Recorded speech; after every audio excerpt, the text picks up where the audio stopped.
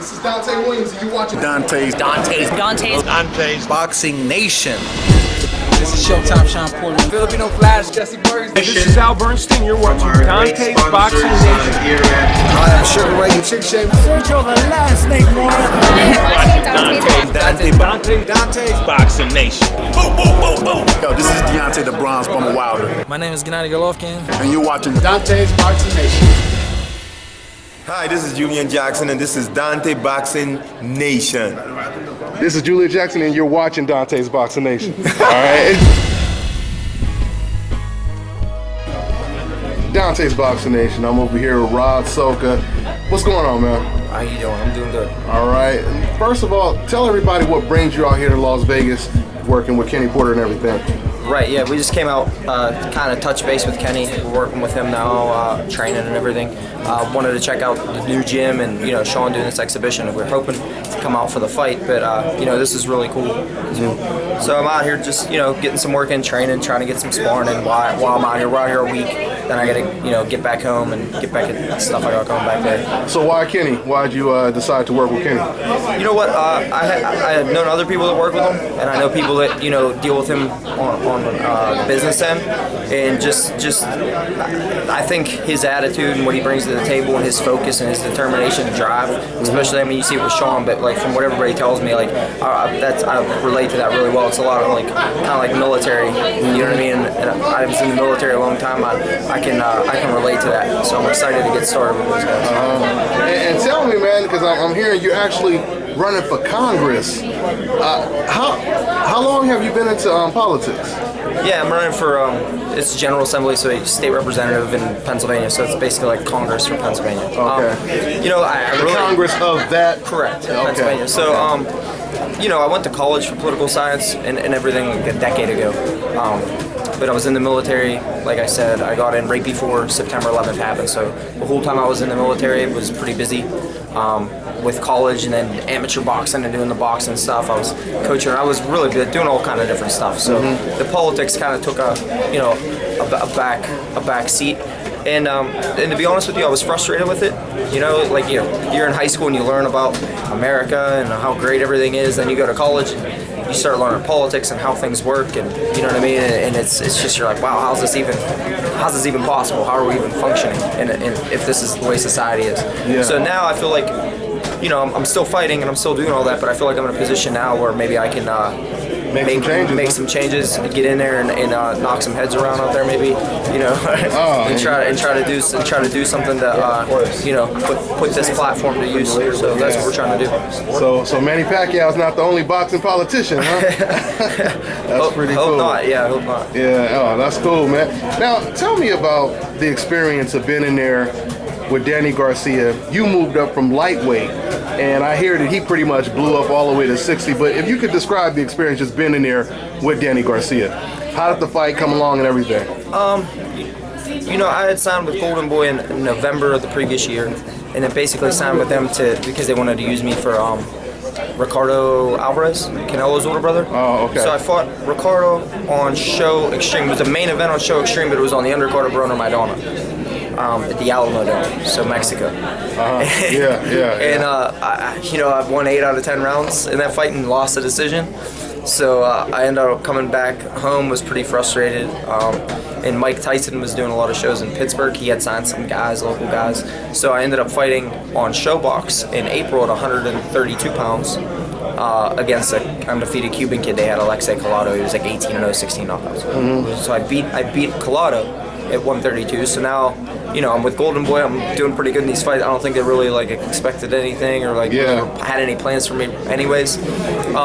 So then I was actually scheduled to fight a kid from Pittsburgh. His name was Monty Clay in May, but the Garcia fight ended up coming about. They're like, would you take it? I said, yeah, absolutely, I'd take that. So we took the fight. We went to camp right away, and we trained for the Garcia fight. But as far as the fight itself, man, it was the lead up to it was crazy. It was I'm looking forward to maybe trying to get back to that level at 130, 135 pounds, because that was insane. I mean, you got cameras in your face, so you feel like an A-list celebrity for a day. You know what I mean? And you look really so cool. Small compared to to Danny Garcia. I mean, I weighed in at the weigh-in was 142. I probably walked in the ring 144. Wow. You know what I mean? And now another thing is, if I had time, like if I needed to be a real 140 pounder, I could put on weight and put on muscle to get to that weight. You know what I mean? My body wants to gain the weight, but I'm pretty good at keeping it off if I have to. Okay. But we didn't have the time. You know, I had like 6 weeks, so it was more just like get in shape, get ready, and then go fight. But the experience was awesome. You know, I wouldn't take it back or trade it for anything.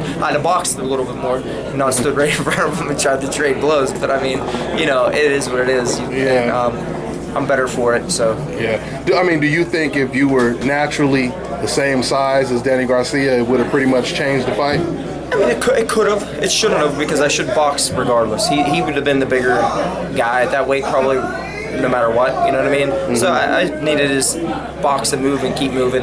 I mean, the fight would have had to have come to me at some point. You know, I boxed and counter in the first round. I did it. I mean, I probably lost the first round. I lost the first round, but you know, if that fight, with all the hype and all the criticism, if that fight gets into the 5th round, he's going to start probably coming and maybe getting out of pocket a little bit more, because he's going to feel that pressure of having to get me out of there. And then that's probably when I'd have been able to counter, and, you know, had I stayed the course. But I mean, it was just crazy, man. I got in the ring and I'm like kind of zoned out, looking at my name around the thing, and my name's hashtag on the ring. And then I'm hearing Danny come out to Jadakiss, and then I'm like, that's Jadakiss.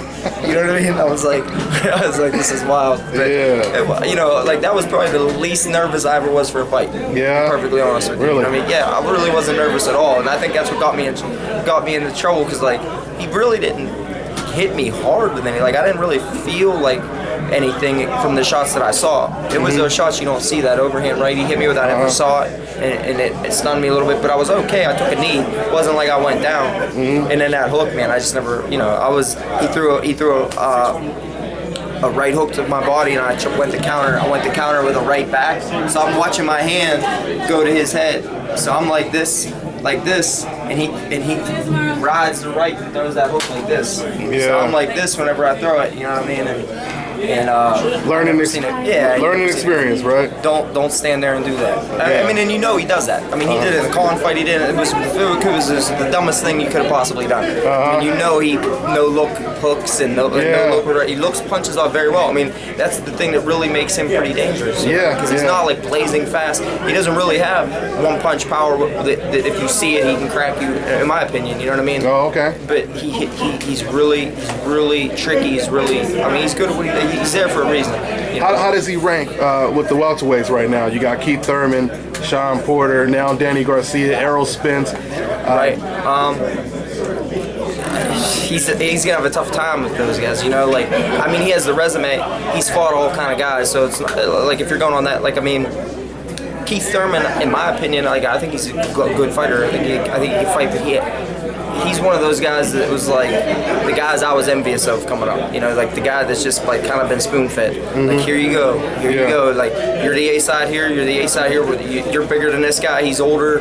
He's coming up in weight. He's always had all the advantages in every fight he's ever fought. You know what I mean? He's never had to get in there where you're like, shit, I don't know what's gonna happen. And I'm not saying that he can't handle it when he gets in there, and I'm not mad at him for getting the opportunities. You know what I mean? I wish I'd have had him, but you know, Sean's obviously had some fights. You know what I mean?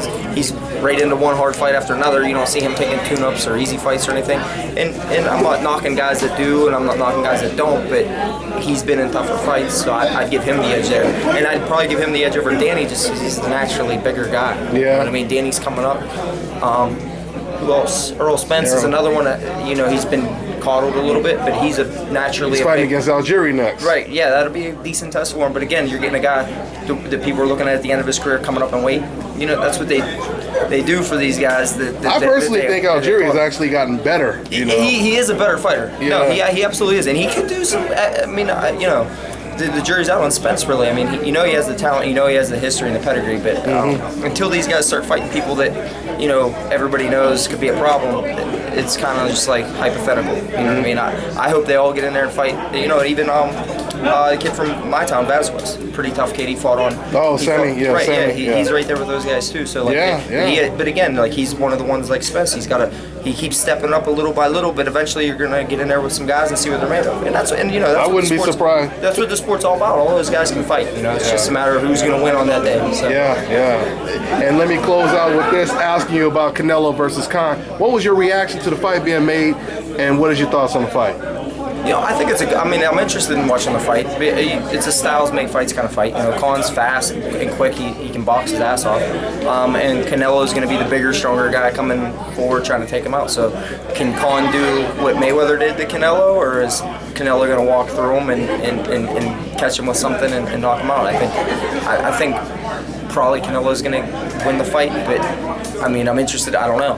I wouldn't put money on it. I don't know. So you give Khan a good chance then, at least. Yeah, if he doesn't get touched up, you know what I mean? If he doesn't get touched up and move, and hopefully Canelo got a little better, you know what I mean? Since these other fights, he's not as robotic and maybe a little bit, you know what I mean? Mayweather made him look, in my opinion, pretty silly, like with some of that stuff. And obviously Khan's not Mayweather. But, if you were to remove the size disparity, who would you say is technically a better fighter? Oh, Amir Khan, in my opinion, has a better skill set. Okay. But Canelo's a top. There's more to it than just that too. So I think Canelo's going to get him in the fight. I think Canelo will win the fight. If I had to put money on it, I would say that. But I wouldn't mind seeing Khan sneak in there and win the fight either. Yeah. Okay, man. Well, thanks for your time, Ron Salka. Anything else you want to say to the fans? Oh man, if you're in Pennsylvania and happen to move into District 38, come out and vote November 2nd. Other than that, take care, and hopefully I'll be back in there soon.